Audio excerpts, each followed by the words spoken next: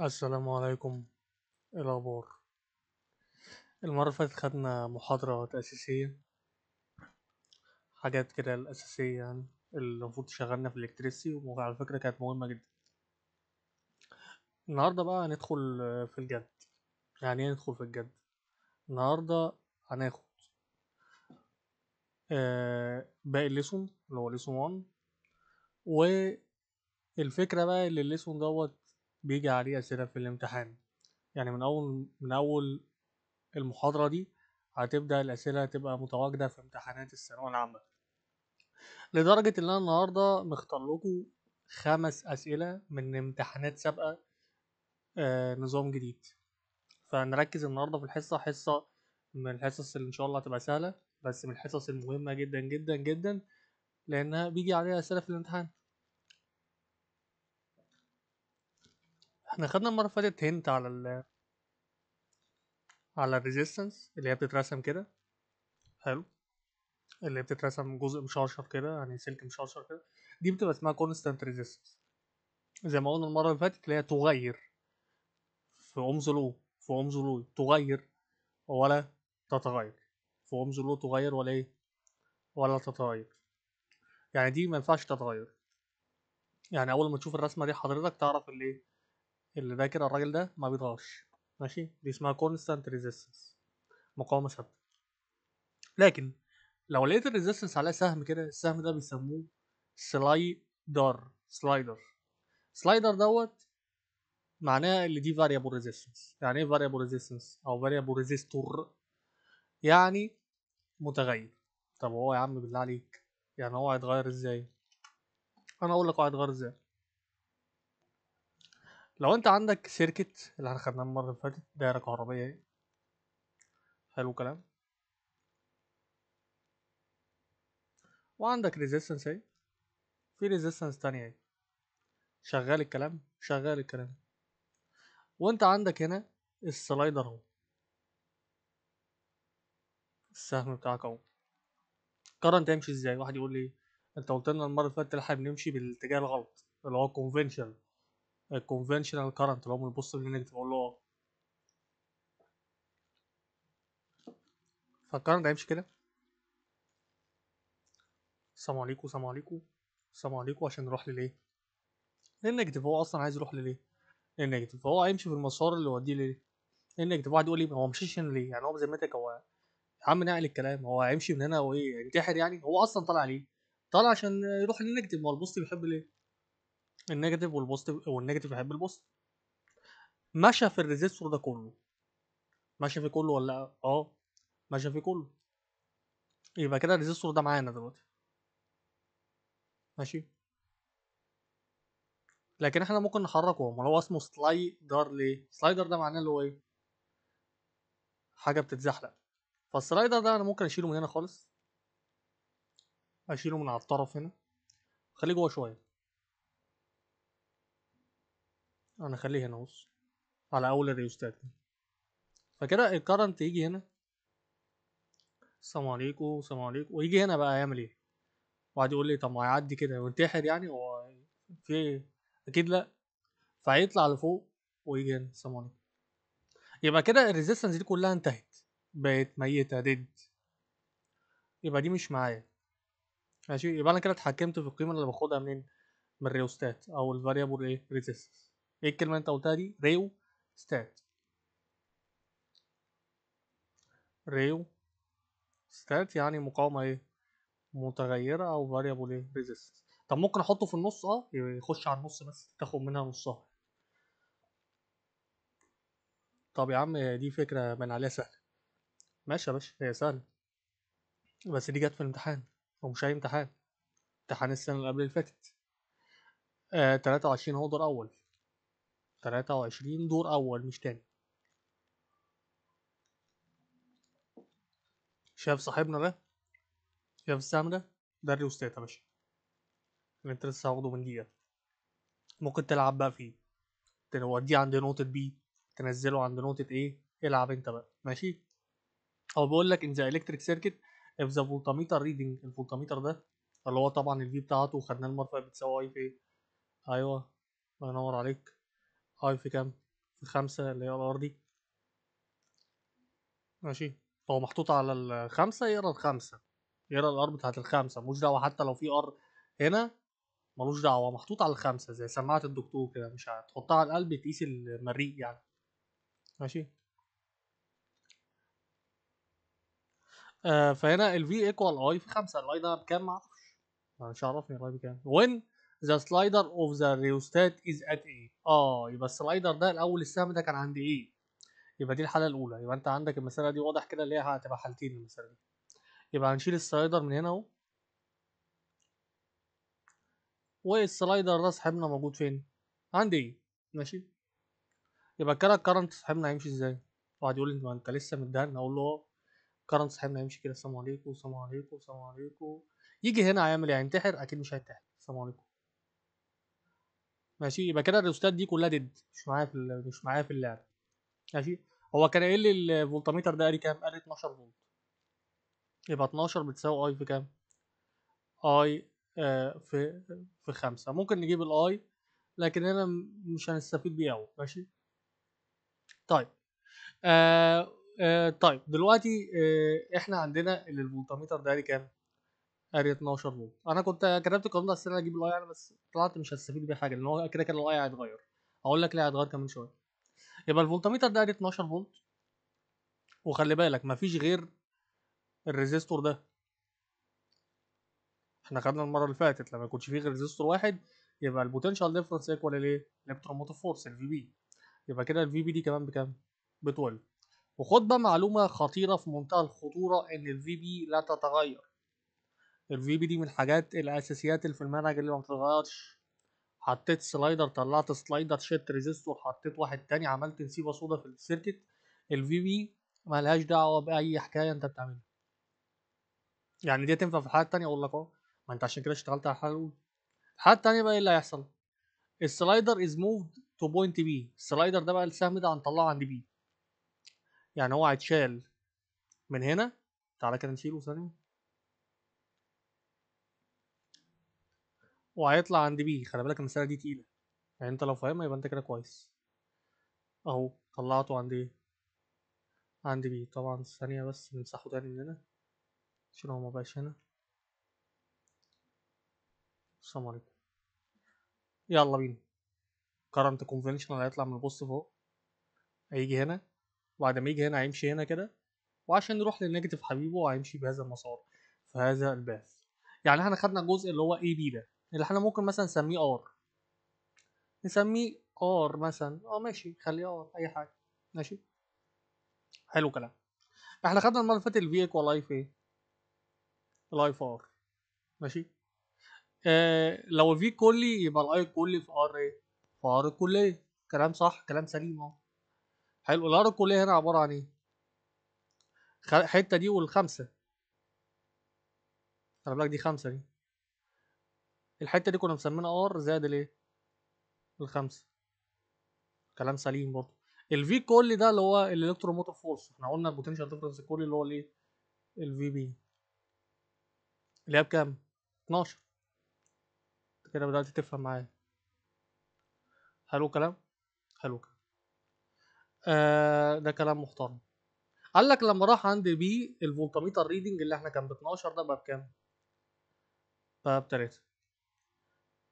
وقعد يقول لي ايه؟ طب ما كده الفي بي هتتغير يا عم، انا قلت لك بقى الفي بي ما تتغيرش، انت جبتها وخلاص. ماشي. طيب دلوقتي احنا الفولتميتر ريدنج اللي هو ب 3 فولت في الحاله الثانيه ده، هنقول 3 بتساوي ايه؟ اي في ار. المره دي بقى نلعب اللعبه اللي احنا كنا عايزين نلعبها المره اللي فاتت. اي في كام؟ في 5. يبقى كده عايزين الاي نخلص من اللي جنبه، اللي هي الخمسه، نوديها هناك بالايه؟ هي بالتايمز تروح بالديفايد. يبقى الاي بتساوي 3 على ايه؟ 3 على 5. ماشي. يبقى 12 ايكوال اي اللي هي بكام؟ ب 3 على 5 في ار زائد ايه؟ زائد 5. دلوقتي بقى عندك مجهول واحد انت تقدر تجيبه، هو عايزه، عايز الفاليو اللي انت خدتها فروم ذا ستات. ماشي. فهو عايز الار اللي انت خدتها دي. هتعمل ايه اول حاجه؟ هتودي ده بالديفايد هناك على الكالك، يعني تعمل كده 12 على 3 على كام؟ على 5. ماشي. او انا اعلمك بقى حركه عشان انا قلت لك ان انا اطور منك مع الوقت. ده يروح هناك بالايه؟ بالتايمز برضه. المفروض يروح بالديفايد بس يروح وديه بالتايمز، بس يروح بالتايمز مع كوس، يعني يروح 5/3.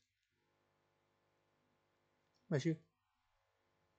ده للناس بتوع علم الرياضه او الناس بتوع علم العلوم اللي عايزين يحسنوا من الرياضه. ده كده الرقم اللي على الجنب اكنه فوق. برضه دي حته تانيه لازم تتعلمها. الرقم اللي على الجنب اكنه فوق. 12 في 5 ب 60. 60 على 3 فيها 20. ار بلس كام؟ 5. اودي ده ال 5 هناك بالماينس تبقى ايه؟ 60 على 3 ب 20. ايه الهبل ده؟ يبقى كده 20 ناقص كام؟ ماينس 5 يديني 15. دي مسألة طبعا المسائل اللي تعتبر تقيلة في يعني في التأسيس. انت لو فهمتها يبقى انت كده مستواك كويس. طيب، يبقى احنا فهمنا الريستات وازاي بيلعب عليها في امتحانات الثانوية العامة النظام الجديد في هذا الموضوع. ماشي. بعد كده نخش بقى على قانون تاني للقانون ار. هي مش تغير ولا تتغير بقى. حوار بقى اللي تغير ولا تتغير ده كان ايه في قانون اوم. دلوقتي بقى يخش الار هتبقى هفا.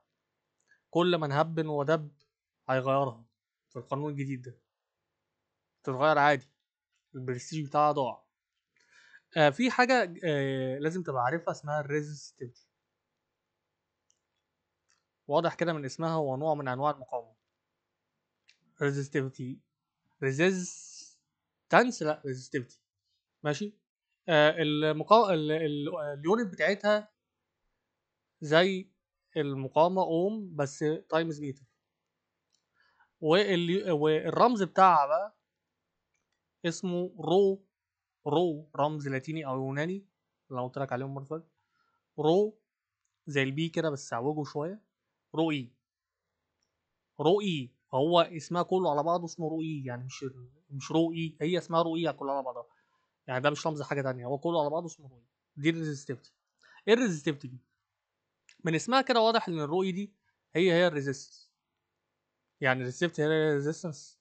كده استفدت ايه؟ بص يا باشا، الريزستيفيتي هي الريزيستنس بس في حاله واحده. حاله واحده خاصه. يعني يعني انا ممكن اقول على الريزيستنس ريزستيفيتي بس في حاله واحده. اللي يكون اللينس بتاع الواير بتاع الكوندكتور ب 1 متر، وتكون الاريا بتاعت الواير برضو ب 1 متر برضو. كده يبقى الريزيستنس ايكوال ريزيستيفيتي. طب لو اللينس ب 2 متر لا مش ريزيستيفيتي خلاص. ماشي. يبقى الريزيستيفيتي دي هي ريزيستنس عاديه بس في حاله خاصه. اللي لما يكون اللينس بتاع الكوندكتور او الواير ب 1 متر وتبقى برضو الاريا بكام؟ ب 1 متر باور 2 لان الاريا بالمتر طبعا باور 2. شغال. شغال. ايه اللي انا المفترض اعرفه؟ الريسيفت طبعا ولا تعتمد على اللينس ولا على الاريا. ليه؟ ما هي اصلا الريسيفت دي ما بتكونش غير على لينس بواحد واريا بواحد برضه. مالهاش ذكاء. يبقى هتعتمد على اللينس ازاي؟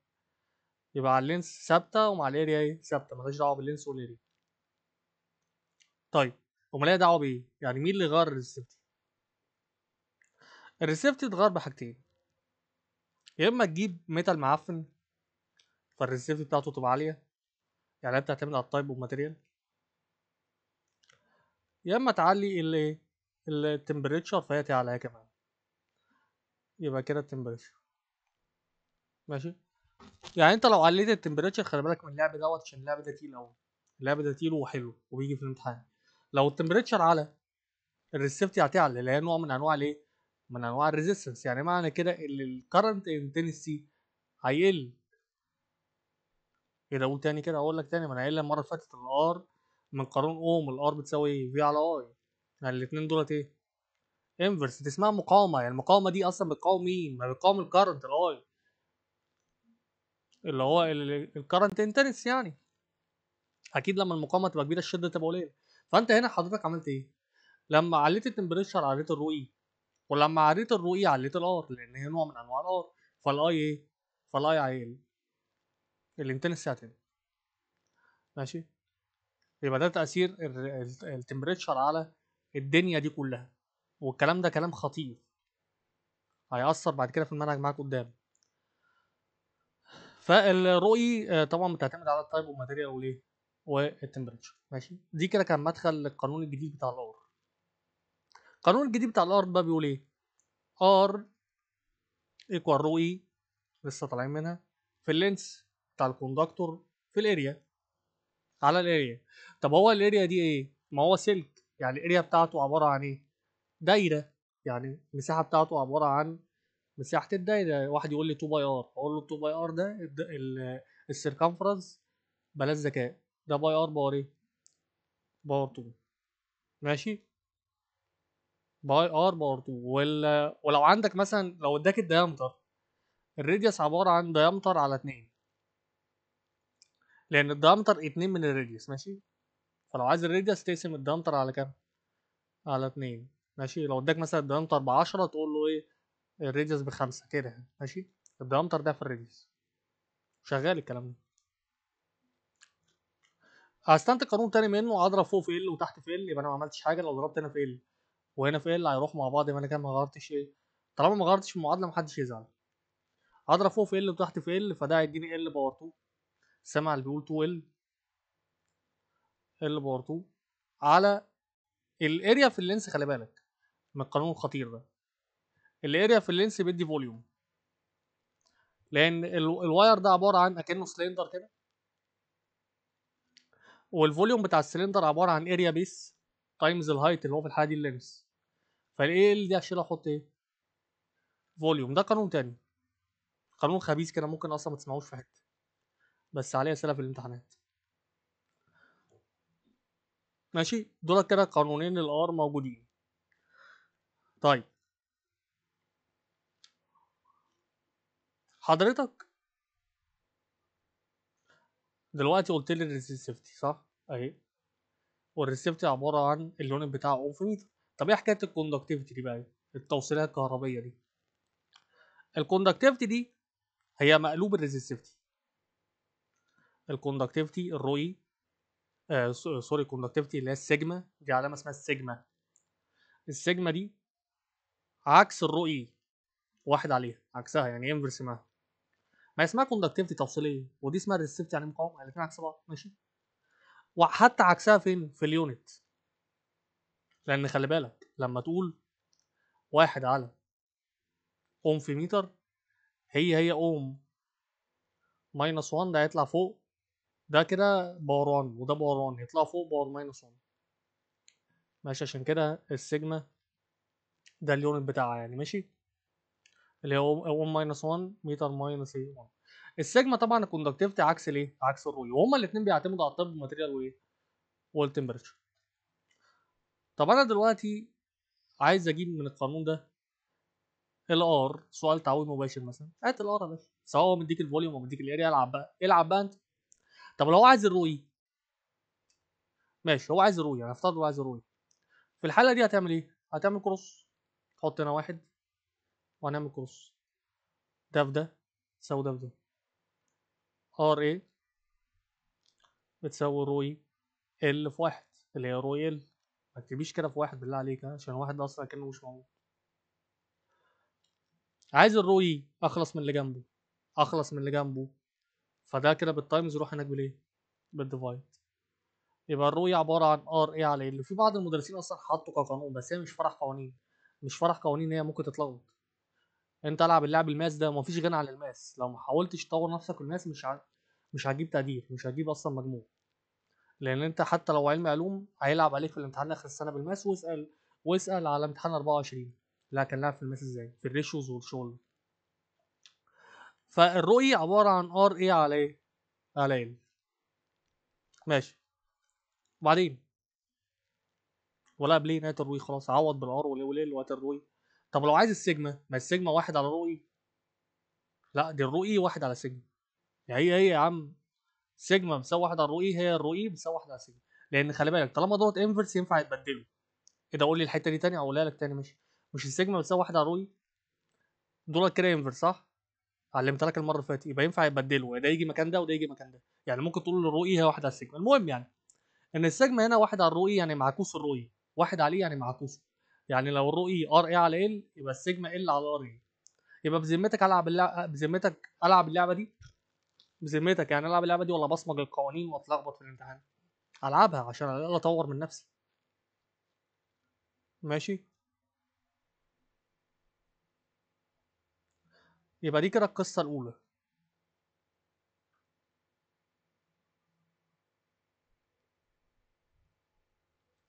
طبعا احنا قلنا التمبريتشر لما يزيد الرؤيه هتزيد معاه طبعا، والسيجما هتقل، هي وليه والانتنسي. هذا كلام مظبوط وكلام تقيل للي يفهم الكلام. هنا في انا بكتب لنفسي بعض الملاحظات هنا عشان ايه افتكر المثال اللي المفروض احلها. هنا في المفروض مساله صفحه 102 هتتحل. طبعا ده كتاب اللي هو بتاع السنه اللي فاتت اول ما الكتاب الجديد ينزل، لكن دي مسائل ثانويه عامه اصلا مش مسائل المعاصر. مسائل الجراف يا باشا، انت لازم تبقى فاهم جراف عشان جالهم السنه اللي فاتت برضه 24 جراف. هنا حاطط لك الريزيستنس مع مين؟ مع الواحد على الفوليوم. خد بالك ده انه قانون لا مدولك. انت ممكن اصلا تذاكر من مذكره المدرس ما تلاقيش القانون ده اساسا، لان القانون ده خبيث. انا مدولك في الشرح نفسه. القانون بيقول روي ال باور 2 على ايه؟ على فوليوم. انا علمتك المره اللي فاتت السلوب الجاب ده على ده، يبقى ار على واحد على ايه؟ على فول. بص، لو انت عايز تخلي اللي تحت ده يطلع فوق طلعه بالعكس، يعني بدل واحد على فول تخليه فول على ايه؟ فول على واحد اللي هو فول يعني. فده هيطلع فوق يبقى بايه؟ معكوسه اللي هو ايه؟ فول. يبقى السلوب ده على ده اهو اللي هو ايه؟ السلوب اهو اللي هو ده على ده او ده في مقلوب ده. بيساوي ايه بقى الار على الار في فول دي؟ لو عملت هنا كروس الار في الفول هيديني الرؤي في ال باور 2. ماشي. يبقى اصبح كده يا باشا السلوب بتاعك يا اما ده يا اما ده. ماشي. والسلوب معلمك المره اللي فاتت برضو اللي هو تان سيتا. يبقى اللي عنده تان سيتا اكبر يبقى عنده رؤي اكبر. حلو. مع ثبوت مين؟ ال هو هيقول لك انا ال ثابته. بص يا باشا، سيم لينس انا اصلا مش فاكر السؤال بس هو حاجات معروفه. سيم لينس ماشي. فال طلعه بره اللعبه. اللي بقى عنده تان سيتا اكبر يبقى عنده رؤي اكبر. طب خلي بالك السيتا بص بناخد من الخط لحد تحت اهو. السيتا قاعده تقل. ماشي. هو مش بيسأل اصلا على الرؤي، بيسأل على السيجما. بس سهل انا عارف الفرق ما بين السيجما والرؤي اللي هم عكس بعض. هنا التان سيتا مين اكبر واحد في التان سيتا؟ هو 4. حلو. يبقى اكبر واحد في الرؤية 4 يبقى هو اقل واحد في السيجما. يبقى 4 ده اقل واحد في السيجما. مين اكبر واحد في السيجما؟ اللي هو 1. يبقى واحد اكبر واحد اهي واقل واحد ايه؟ 4. طب ما في 2 كده. بي كمان كده برضه. ثانية كده امسح لك دي عشان تشوف. بي واحد اكبر واحد واقل واحد 4. طب نشوف بقى. 3 المفروض تبقى اصغر من 2. يبقى هي اللي انا اخترتها دي صح. يبقى هنا 2 اكبر من 3 و4 هو اصغر واحد. ماشي. ده سؤال اهو في امتحان اهو سكند سيشن 2022. يبقى دي اسئله الامتحان حضرتك. في نوعيه تانية من الاسئله بتتلعب ازاي بقى؟ مقارنات. انا اجيب لك اسئله امتحان ما بهزرش، مش داخلين اسئله معاصر. دي اسئله امتحانات هتتمرن هنا هتروح تحل في امتحان اخر السنه ان شاء الله يعني. اهو هو هنا عايز يقارن ما بين الريزيستنس. سؤال كومباريزون عادي سهل. فانت هتجيب الريزيستنس بتاع كل واحد. هو طبعا يقول لك سيم ماتيريال. طالما قال لك سيم ماتيريال يبقى هم ليهم نفس الرول ونفس السيجما طبعا. طبعا هنا هنقول ايه الار. هنا بص اعلمك حركه سهله في المسائل دي من الاخر كده. اعتبر يعني ال ده بواحد ماشي، والاريا دي بواحد برضه. فكك من الرموز ماشي. وهنا الرؤي طالما كلهم زي بعض وانت بتقارن ما بينهم يعني فكك من الرؤي. ماشي. يبقى الار بتساوي رؤي في ال اللي هو بكام؟ ب 2 على الاريا بكام؟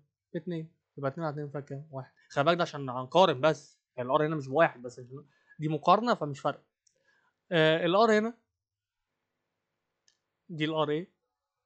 الار بي هتبقى واحد ده بواحد على التلاتة. واحد على التلاتة طلعت تلاقي 0.33. هنا الار سي هتبقى 2 على كام؟ على 1 ب2. ار دي هتبقى 1 على 4 اللي هي 0.28. قارن يا باشا، سؤال هبل اهو، جاي 21. اكبر واحد فيهم ايه؟ اللي هو سي ده اللي ب2 ده اكبر واحد. فين السي اكبر واحد؟ مفيش غير ده. لا ده هو. ده مين؟ سي اكبر واحد هنا اهو. يبقى دي اصغر واحد. هل دي كان اصغر واحد؟ دي اصغر واحد هو دي، صح. يبقى دي اصغر واحد. يبقى سي هو اكبر واحد، دي اصغر واحد، وبعديه مين؟ وبعديه البي. او دي 0.25 وبعديه مين؟ البي. فين البي؟ 0.33 مظبوط. وبعد كده الايه اللي هو بواحد، وبعدين السي في الاخر اللي هو اكبر واحد اللي هو بكام؟ باتنين. يبقى هو بيرتب من الصغير لليه؟ اسندج من الصغير لليه؟ من الصغير للكبير. دي اصغر واحد 0.25 وبعد كده 0.33 وبعدين الايه اللي هو كام؟ واحد. وبعدين في الاخر ايه؟ السي اللي هو كام؟ باتنين، ده اكبر واحد فيهم. يبقى احنا كده عرفنا الفكرتين اللي هما بيجوا. لحد دلوقتي احنا خدنا واير واحد. بعد كده بقى عندنا الفكره بتاعت التو وايرز. عشان نعرف فكره التو وايرز اعلمك حركه لازم تبقى عارفها. لو عندي قانون بيقول لي الايه بيساوي بي على السي، في حاجه اسمها بروبورشناليتي. يعني ايه بروبورشناليتي؟ يعني لو عندي حالتين او عندي وايرين، تو وايرز، عندي سلكين، عندي حالتين، حاله اولى وحاله ثانيه، بتعمل ايه؟ انا مش قلت لك المره اللي فاتت مع اللي فوق دايركت ومن تحت انفرس؟ يبقى كده A1 في الحاله الاولى على A2 في الحاله الثانيه بتساوي B1 على B2، وتحط هنا تايمز C2 على C1. ايه ده؟ مش فاهم حاجه. بص يا باشا، اول حاجه لازم يكون عندك يساوي واحده بس، مش 50 يساوي، هي يساوي واحده بس. تاني حاجه بعد كده تحط هنا ايه؟ تايمز. الدايركت تحط واحد على الاثنين، الانفرس 2 على واحد. يعني هو عشان بي هنا دايركت مع ليه حطينا واحد على الاثنين. مع ليه انت تاخدهم بالنسبه لمين؟ للايه. الدايركت مع ليه تحط واحد على الاثنين، الانفرس مع ليه زي السي تحط 2 عليه واحد. طب افرض في واحد ثالث هتحطه معاهم بالتايمز برضه. يعني هنا لو في اكس هيبقى في اكس 1 على اكس 2 عشان هو ايه؟ دايركت. تعالى بقى نطبق القانون ده مثلا على القانون اللي احنا لسه واخدينه، الار تساوي روي ال على ايه؟ على ايه؟ في القانون ده يبقى الار 1 على ار 2 ايكوال رو اي 1 على رو اي 2، صح جدع، تايمز ال 1 على ال 2 تايمز اريا 2 على ايه؟ على اريا 1. ما تحفظش غير النسبه دي. انا ما بحبش احفظ قوانين كتير، بحسه بصمجي. هي النسبه دي بس اللي انت ايه تظبطها. لو قال لك سيم ماتيريال يبقى الرو اي 1 هي الرو اي 2 سيم ماتيريال. لو عندك وايرين مثلا سيم ماتيريال، اتنين كبر مثلا، تو كبر وايرز، يبقى كده اصبح اللي هم الاثنين اللي هم نفس الماتيريال، يعني نفس الرو اي. يعني الرو اي 1 بتاعت الكبر هي الرو اي 2 مثلا بتاعت الكبر التاني، ماشي. يبقى كده هتتشال يعني ده على ده هيروح مع ده اصلا هيبقوا زي بعض، فهيتشال خلاص، تحطهم ليه؟ فهو لما يكون في تساوي بشيل النسبه المتساويه. يعني لو قال لي سيم لينس هشيل لينس، لو قال لي سيم اريا هشيل ايه؟ الاريا.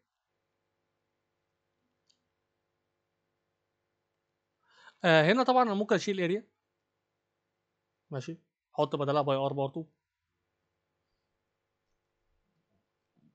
باي ار برضه، باي ار برضه. هي كانت اريا كام؟ 2 يبقى ار 2. كانت اريا كام؟ 1 يبقى ار 1. والباي هتروح مع الايه؟ مع الباي. وده شغل ماشي. ده كده الشغل حضرتك اللي انت ايه؟ اللي انت بتتكلم فيه. ار1 على ار2 ايكوال رو اي 1 على رو اي 2 تايمز ال1 على ال2 تايمز ار2 بار2 على ايه؟ على ار1. ماشي. هذا الكلام كلام مظبوط وكلام لذيذ. طيب السؤال جاي ازاي؟ سامع اللي بيقول السؤال جاي ازاي؟ السؤال جاي حضرتك ازاي؟ يقول لك مثلا ايه؟ تو كبر وايرز. خلاص طالما تو كبر وايرز سيم ماتيريال يبقى بالسلامه، روي بالسلامه. قال لك ايه؟ ذا لينس اوف ذا فيرست واير. اكتب اللي انا بقراه. هو بيقول ايه؟ اللينس بتاع الفيرست واير اهو از دي معناها ايكوال دبل اهو ذا لينس اوف ذا سكند واير اهو. لو قال لي الدايمتر بتاع الفيرست واير اهو دي 1، اللي بيقوله بحطه از اهي ايكوال او از الراديوس بتاع السكند واير. الراديوس بتاع السكند واير اهو. يبقى هو كده مديني ايه؟ معلومات عن اللينس ومعلومات عن ايه؟ عن الراديوس. وعايز يعرف النسبه ما بين الار، الريشيو بتاعت الار. طيب اول حاجه انت ما عندكش دي في القانون، فهتشيل الدي. انا قلت لك الدي ده عباره عن ايه؟ عن 2 من الراديوس. فهنشيل دي 1 ده ونحطه ايه؟ 2. هو دي 1 يبقى 2 ار ايه؟ ار 1. ماشي، حلو كلام. وهتبدا تعوض في الشغل بتاعنا. تبدا تعوض في الشغل بتاعنا ازاي؟ يعني هنشيل كل حاجه ونحط مكانها التاني. يعني هنا ار 1 على ار 2 ايكوال ال 1 على ال 2. هنا ال 1 بتساوي كام؟ 2 ال 2. فال 1 هنشيله ونحط ايه؟ 2 ال 2 على ال 2 زي ما هو، مش هنشيله طبعا. بعد كده تايمز الار 2 هنا عباره عن 2 ار 1. يبقى هنشيل الار 2 من هنا ونحط 2 ار 1 بس في براكت كده باور 2. لازم براكت ده، خلي بالك عشان تقول الباور ده. احنا هنا هنشيل ايه؟ نشيل الار 2 ده ونحط مكانه ايه؟ الار 2 من هنا عباره عن 2 ار 1. يبقى خد بالك ال 2 ار 1 دي في براكت عشان باور 2 ده يبقى على الرقم وعلى يبقى ايه؟ يبقى على الرمز. خد بالك من الكلام ده.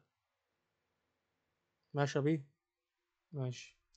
طالما شلت واحد يبقى ما تشيلش التاني، يبقى التاني زي ما هو ار 1 باور ايه؟ باور 2. هنا طبعا هندخل الباور عشان كده كنت حاطط براكت. يبقى الباور ده على الفور يديني كام؟ على 2 يديني كام؟ 4. ويخش على الار 1 يخليه ار 1 باور ايه؟ باور 2. هنبدا بعد كده نطير المتشابه. ار 1 باور 2 تروح مع الايه؟ ار 1 باور 2. ال 2 تروح مع ايه؟ مع ال 2. يضل 2 في 4 بكام؟ ب 8. يبقى كده النسبه ما بين الايه؟ الار 1 على ار 2 كام؟ ب 8 بيت. ده كده السؤال. طبعا انا مش هسيبك كده، لازم اديك مساله. المساله طبعا هنا بيج 90 كام؟ بيج 93.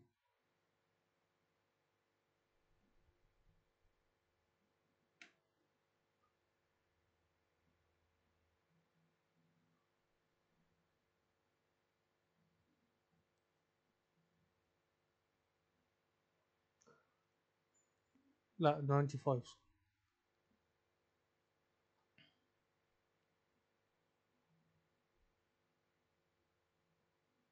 اهي بيقول لك 2 وايرز اهو. طالما قال لي 2 وايرز يبقى دي فكره ال 2 وايرز ار ميد اوف ذا سيم ماتيريال. يعني الرو ايه كده ايه؟ ثابته على الطير من الريشيو. نبدا بقى نترجم. بيقول لي ايه؟ ذا diameter اوف ذا فيرست واير. اللي يقوله اكتبه. الديامتر بتاع الفيرست اهو ايكوال 3 تايمز اهو ذا diameter اوف ذا سكند واير. ما بفلحس ولا بفهم ولا اتفلحس، اللي يقوله اكتبه. and the resistance of the second wire اهي is 4 times the resistance of the first wire اللي هي ار ايه؟ ار 1. so عايز اللينس بتاع the length of the second wire اللي هو ال 2 is يعني بيساوي كام؟ عايز الرقم. the length of the first wire اللي هو ال 1. يعني في الاخر كده هو عايزك تطلع تعمل معادله زي كده. ال 2 يبقى كام من ال 1. ماشي، بس كده. احنا طبعا عارفين ان احنا ما عندناش حاجه اسمها دايمتر. يبقى هنشيل الدي 1 دي ونحط 2 ار 1. وهنشيل الدي 2 ونحط تايمز 2 ار 2. 3 في 2 بكام؟ 6. هنا لازم ما ينفعش الاثنين يكون فيهم ارقام، لازم واحد يبقى لوحده. ماشي، فنودي مثلا ال 2 دي بالتايمز واديها هناك بالايه؟ بالديفايد. يبقى 6 على الاثنين فيها كام؟ فيها 3. واحد تاني كان ممكن يخلص من اللي جنب الار 2 عادي. كده انت ممكن تبدا تعوض. ار 1 على ار 2 بتساوي ال 1 على ال 2 تايمز R2 باور 2 على R1 باور ايه على R1 باور 2. طيب يا استاذنا، انت كده عندك ال R2 دي عبارة عن ايه؟ عن 4R1. دايما اللي لوحده هو اللي بيتشال يا جماعة، دايما اللي لوحده هو اللي بيتشال. يعني هنا R2 لوحده ما فيهوش، مش جنبه رقم، ماشي، لكن ال R1 دي جنبها رقم، مش هي اللي تتشال. هنا ال R2 لوحدها هي مش جنبها رقم، هي اللي هتتشال وهيتحط مكانها 4 ايه 4R1. هنا مين اللي لوحده؟ ال R1، يبقى هو اللي هيتشال اهو. احط براكت منساش، واحط براكت واحط التلاتة ار ايه R2 باور ايه باور 2. ابدا بعد كده ادخل بس ده جوه هنا الباور، يبقى التلاتة دي تبقى كام؟ 9.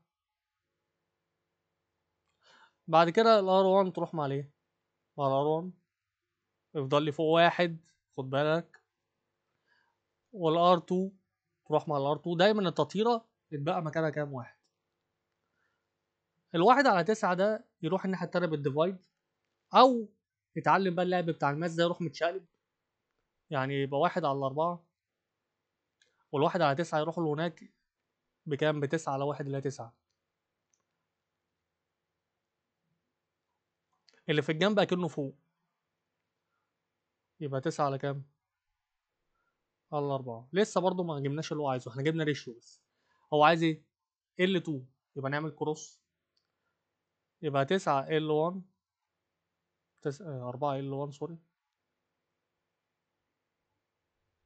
تساوي 9 L2. حضرتك عايز مين لوحده؟ L2 ماشي، اودي ده هناك بالديفايد، يبقى L2 عبارة عن 4 على ايه على 9. يبقى الإجابة ايه؟ الإجابة سي. مسألة طبعا في منتهى الخطورة، مسألة مهمة جدا جدا جدا. بعد كده عندي فكرة خبيثة شوية، هي فكرة الدرون أو الاسترتش. يعني لما يقول لي درون أو يقول لي استرتش، لو أنت عندك مثلا يعني في سلك كده ساعات بيدخله على مكنة، فالمكنة دي تروح جاي شداه سحباه جامد فمطولاه، فهو هيطول بس هيرفع زي المستيكة كده. لما تشدها هتطول وترفع، يعني اللينس يزيد والاريا ايه هتقل. خد بالك من الحته دي. ده لما يقول لك ستريتش او ايه درون ده هيتسحب. فيبقى R1 على R2 ايكوال، طبعا هو الرؤية ثابته واكيد يعني مش هتشد يتحول نوع تاني يعني. دلوقتي احنا قلنا ايه هيطول ويرفع، يعني في علاقه عكسيه ما بين اللينس والاريا. يعني معنى كده L1 على L2 هي عباره عن الاريا 2 على اريا ايه على اريا 1. يعني عشان في علاقه اصلا عكسيه هندسيه ما بينهم هما الاثنين، ان الحاجه لما بتطول بترفع، ماشي. طالما انت مثبت طب ما انت هتطول البتاع اكيد هيرفع، ماشي. فكده انت ممكن تشيل هنا الاريا وتحط مكانها ايه L1 على ايه على L2. يعني كده ممكن يبقى ده يتضرب في ده يبقى باور 2، ده يتضرب في ده يبقى باور ايه باور 2. يبقى انت كده اصبح اللي انت عندك الريزيستنس مش دايركت مع ال، دي دايركت مع السكوير اوف ال. خلي بالك ده كلام خطير. وبرضه ممكن تعمل نفس الكلام مع الاريا، تخلي R1 على R2 نفس الكلام مع الاريا. بدل ما تقول اريا 2 على اريا 1، هي امتى بتساوي الاريا 2 على الاريا 1؟ لما اللينس والرو يبقوا ثابتين. لكن هنا طبعا اللينس مش هيبقى ثابت، لان الاريا لما تقل اللينس ايه اصلا اللينس بيبقى زايد، يعني ده ستريتش، فكده هتزود باور 2 هنا. يبقى ايه الفرق ما بين الشغل العادي والشغل بتاع الاستريتش؟ الباور 2 ده زياده. يعني مثلا حضرتك دلوقتي احنا كنا قايلين ايه مثلا عشان تبقى فاهم؟ كنا قايلين ده كده،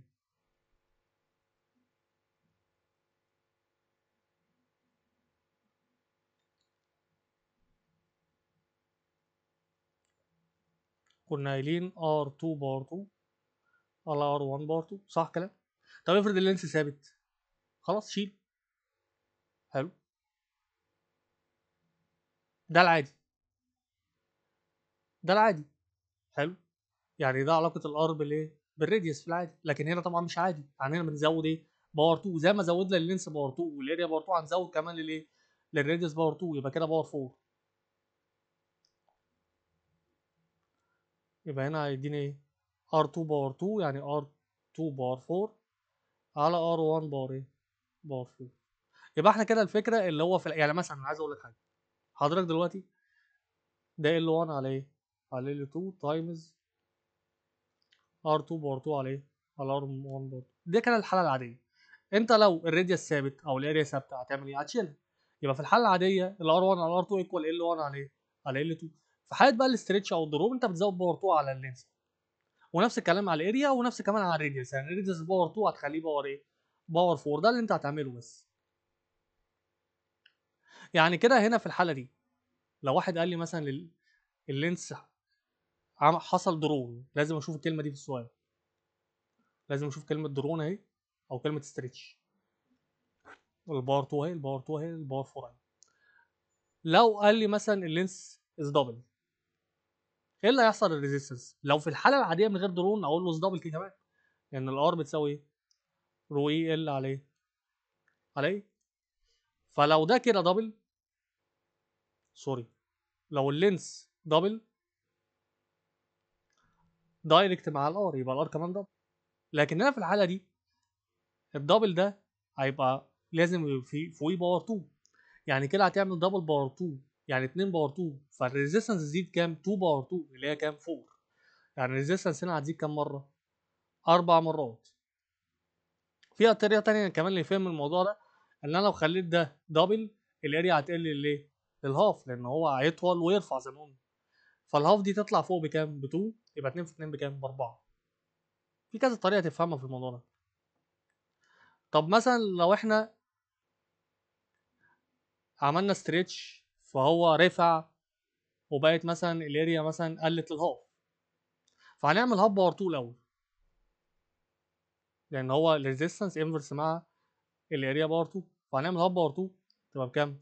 ب 1 اوفر ايه؟ 1 اوفر 4. ماشي. يبقى هل كده الريزيستنس هتقل 1 اوفر 4؟ لا، هي هتزيد 4 تايمز العكس. ماشي. هو ده الانفرس. ده لما كان 4 الريزيستنس كانت 4 لان هم دايركت. لكن هنا لما الاريا 1 اوفر 4 يبقى الريزيستنس 4 معكوسه، معكوس الفراكشن. طب واحد يقول لي هنا لو الراديوس بقى هو اللي هاف، هنعمل هاف باور كام؟ هاف باور 4 يطلع 1 اوفر 16. يبقى كده الريزيستنس يحصل لها ايه؟ انكريز 16 تايمز. طب ليه مش 1 اوفر 16؟ لان هي انفرس مع مين؟ مع الراديوس. ما ينفعش تروح بايه؟ ب 16، هتروح مع كوس 1 اوفر 16. طيب ماشي.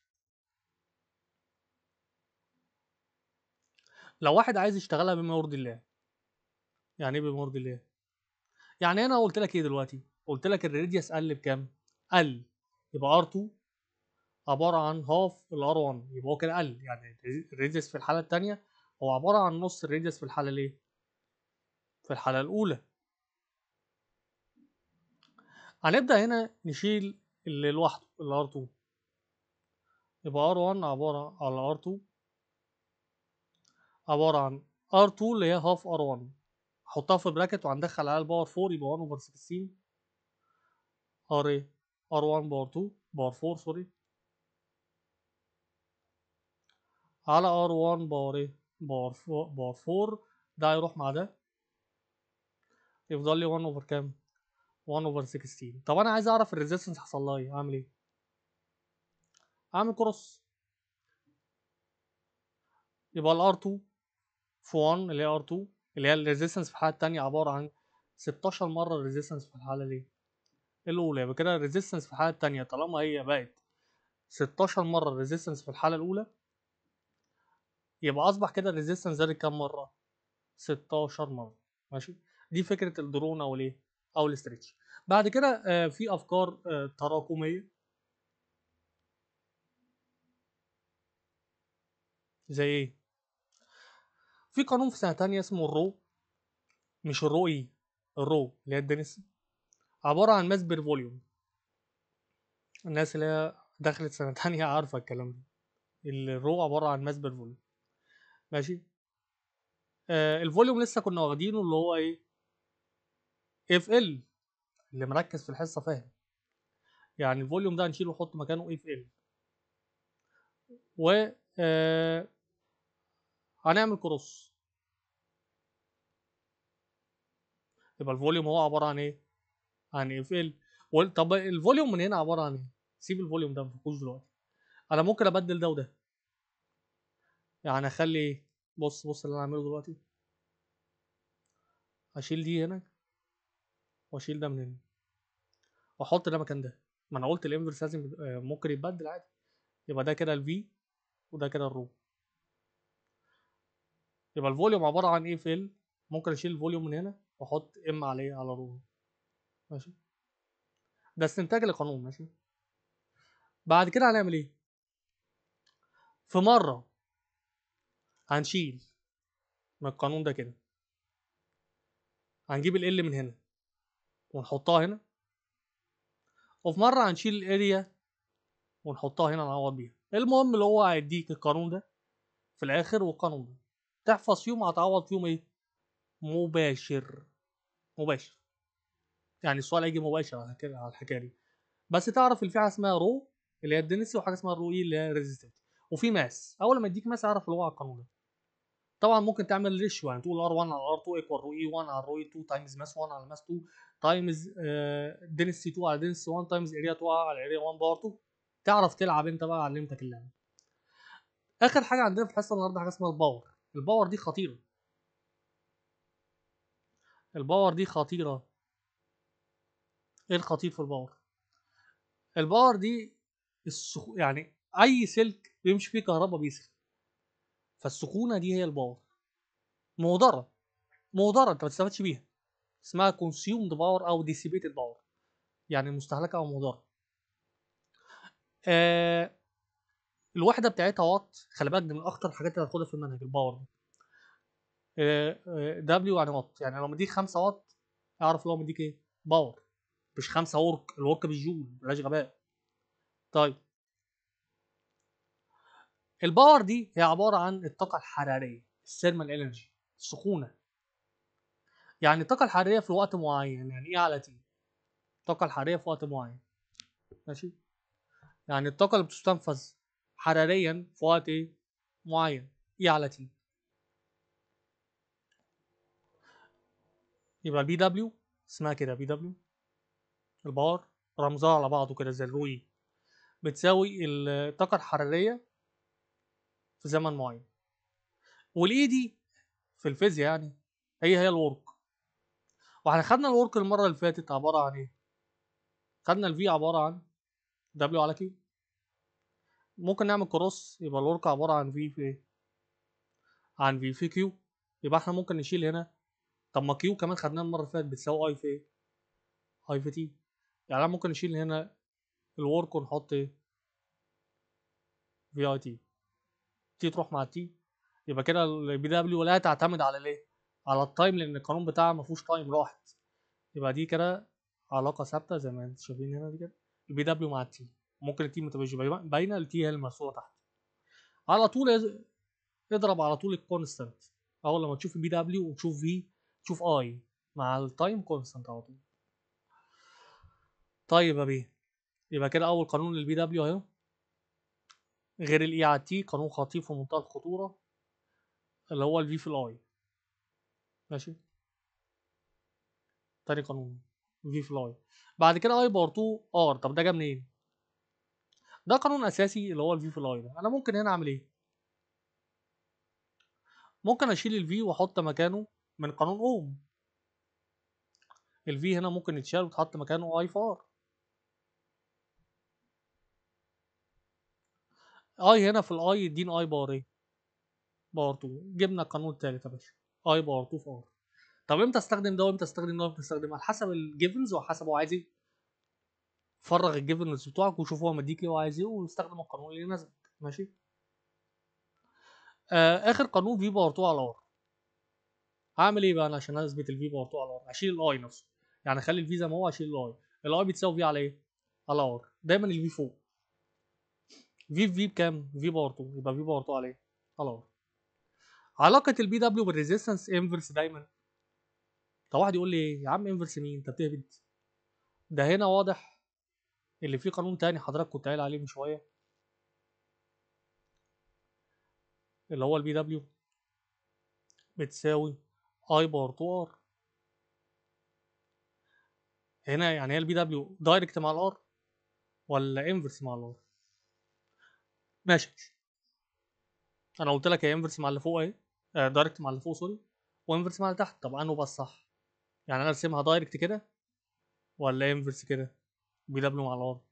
لا هتترسم انفرس ليه؟ لان انا قلت لك المره اللي فاتت لازم التالت يبقى ثابت. لازم التالت يبقى ثابت. يعني البي دبليو انفرس مع الار لان الفي اللي هي الفي بي بتكون ثابته بتاعت الباتري. لكن هي الاي هيبقى ثابت ازاي وانت بتغير الار؟ لان الار طالما اتغيرت هي تغير، فهتغير الاي. فكده واضح ان المعادله دي مش هينفع تقول فيها دايركت وانفرس لان التلاته هيتغيروا. ده بقى شغل ايه؟ ادفانسد وشغل متقدم اللي هتاخده ان شاء الله في ليسون 3. فهنا طبعا ما تقدرش تقول البي دبليو دايركت مع الار حتى لو هي كماس كده شكلها باين ان هي دايركت. لا هي مش دايركت مع الار، هي انفرس مع الايه؟ مع الار. فاول لما تشوف كده حضرتك هتعمل ايه؟ هتعمل انفرس مع الايه؟ مع الار. اخر حاجه عشان ايه ابقى اديتك هديه في الاخر. لو انا عملت لو في واير حصل له ايه؟ درون، واللينس زاد للدبل. اللينس زاد للدبل ايه اللي يحصل للباور؟ لو اللينس زاد للدبل هو درون، فهنعمل احنا عندنا في الدرون R1 على R2 ايكوال L1 باور 2 على L2 باور ايه؟